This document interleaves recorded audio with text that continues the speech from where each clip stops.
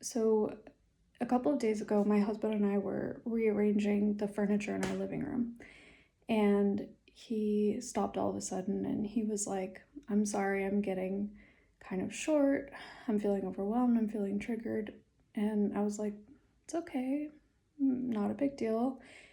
And this morning, I kind of brought that up. I was like, so are you liking the new living room setup, or is it still like making you anxious or whatever? And he said he doesn't really like change, and he thinks it has to do with moving the furniture around reminded him of moving like to different houses and apartments. And he said, I've never been in the same place for more than a year. And I was like, well, since I was 18 and moved out of my parents' house, I've never been in the same place for more than a year. So why are you having that reaction and I'm not?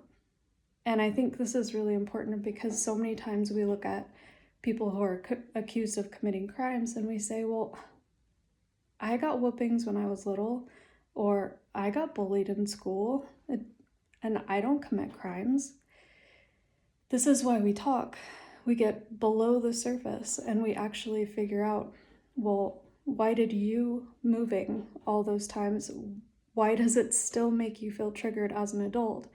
And for me, I moved all those times. What was different about my experience that I don't feel triggered? And so we had this conversation about the times that he had to move. And he was often moving for reasons outside of his own control.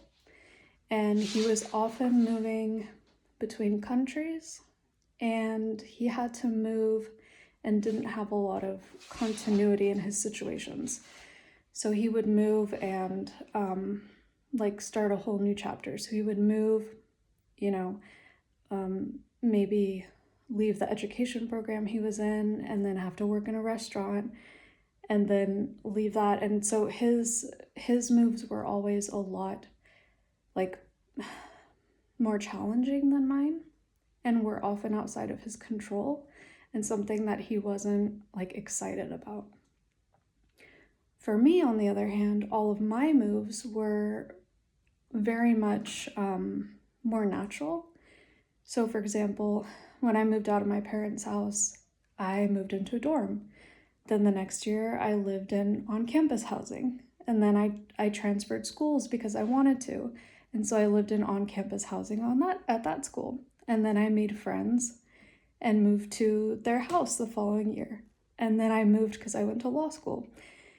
And so all of my transitions were really excited and joyful, and oftentimes I was at the same school, or there was just a lot more continuity in my experiences and joy and excitement, and not as much disruption.